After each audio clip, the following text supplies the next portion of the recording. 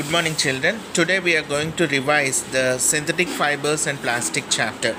Already we discussed this chapter, and once again we are revising. Actually, the clothes which we wear from made of generally we wear are made of fabrics. Fabrics are made from obtained from natural as well as artificial also. We know that some natural fibers and artificial fibers but in this particular chapter we are going to discuss about artificial fibers. Last class we have studied about the natural fibers. Can we recollect that what are the natural fibers we have seen last year? You can take the different fibers and make a list of fibers. If you see, then you can write many different types of fibers and clothes and other materials. What are the natural fibers we have seen so far? Mainly silk. Yes, silk cloth which is made from the mulberry leaves and silkworms produces the silk cloth. Next, cotton. We know that cotton is very good absorbent of water, cotton clothes. And wool. Generally the wool is produced by the different animals. Mainly we know the sheep and so many other things. So these are the natural fibers: silk, wool and cotton. So synthetic fibers now we are going to see. Synthetic fibers are very polymers, made from polymers. What are polymers? A polymer means many molecules forms a long chain of unit. So see that regarding the polymer, we need to understand. First of all, we'll discuss about the rayon. You can see the fantastic view of the rayon. It is almost looks like the silk. Most of the people wonder about to have the artificial silk. So it became possible from the cellulose. So the raw material of this particular rayon is cellulose, which is taken from the wooden pulp. Even the wooden pulp is a natural one from the nature, but through so many different chemical process will be takes place. And this rayon is also used to prepare the bed sheets and carpets. Rayon is mixed with cotton forms spread sheets. Now we are going to see the nylon. Nylon is another man-made fiber. It is used without any natural raw material. It is prepared. It is prepared from coal, water and air. It is first fully synthetic fiber. Now this fiber is very strong, elastic, light, lustrous and easy to wash. So it became very popular for making clothes. We see that many things about the nylon, but mostly about the nylon ropes. You can see they are very strong ropes. And that's why the nylon ropes are used to rock the climbing. And you can see that the person who is hanging from the helicopter using the nylon rope. Nylon rope is very strong. We can use the and see that the nylon is stronger than steel also. You can we have seen one activity. From the activity we have looked that nylon is stronger than steel. It won't break very easily. So nylons are used as a ropes and as well as the parachutes also. If you see the parachutes uses nylon ropes here. Nylon ropes are very strong. They can capable to hold the person's weight in the air and they won't break very easily. So nylon is one of the artificial fiber such as ropes and parachutes. Some other things also you can see such as socks, ropes, tents, toothbrush, car seat belts, sleeping bags, curtains, etc.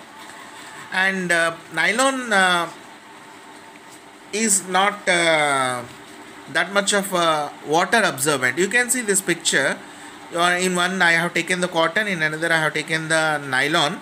But what I observed is that cotton absorbed the water more, but nylon did not absorb the water more.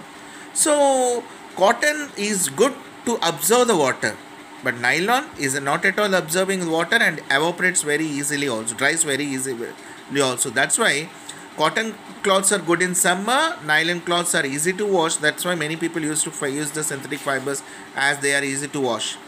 So we see the next topic is plastics. We see many plastic items around us: chairs, buckets, toys, and so many things. These plastics are many became very familiar to us, and those the plastics replaced many things. In olden days, we used to use the wooden thing and iron for the things, but plastics, once they have come, they've replaced all those things. In almost all in our day-to-day life, we are using the plastics: bottles, plastic chairs, plastic mugs, plastic buckets. How they are made? Plastics are also a polymer like synthetic fibers. All plastics do not have the same type of arrangement. Some are linear arrangement, some are cross-linked arrangement. Switch off, Jason. Some shapes, all possible shapes you can find. Plastics are very useful to us. We can see that all plastics are not same type. They are depending upon their arrangement. We can get different plastics and all those things. Plastics are easily moldable. So two different types of plastics we are going to see: the thermoplastics and thermostatic plastics. What are thermoplastics? When we put hot water or when we heat it, they are easily moldable, or they easily deform each other, and we can use them repeatedly. But thermostatic plastics are not like that. Once they are shaped, they cannot be melted again. They are fixed. Thermostatic plastics main are melamine and bakelite are good examples for that. Bakelite is the poor conductor of heat and electricity. It is used for making electrical switches, handles, etc. Now we are going to see why we choose the plastics as material of choice. Because plastics is non-reactive, plastic is light, strong and durable. Plastics are poor conductors. So that's why we choose the plastic as a choice for us. Plastic is non-reactive. If you take the iron, if you put it outside, because of air and water, the iron will get rusted. This rusting we call it as corrosion. But plastics are not like that. Plastics are non-corrosive. That's why we can use the plastic materials to store the pickles, chemicals, etc. Now plastic is light, strong and durable. Various purposes we can use in our day-to-day life. They are widely used in industry. And plastics are poor conductors of heat and electricity. That's why we can use as handles and electrical switches also. But plastics are dangerous to the environment. That's why we need to take care of the plastics. Plastics are producing lot of pollution. Now, what are the precautions we need to take? Means we need to go for, here R principle is given, but 4 R's are given in our syllabus. Reduce the uses of plastic, reuse the plastic, so recycle the plastic. So as plastics are causing environment pollution and harmful to the nature, it is better to reduce the plastic usage. That's why 4R principles we need to use: reduce, reuse, recycle and recover. So what are the things we need to be responsible? Means we should not throw the plastic bags and water bodies outside, and we should be careful about our uses of the plastics also.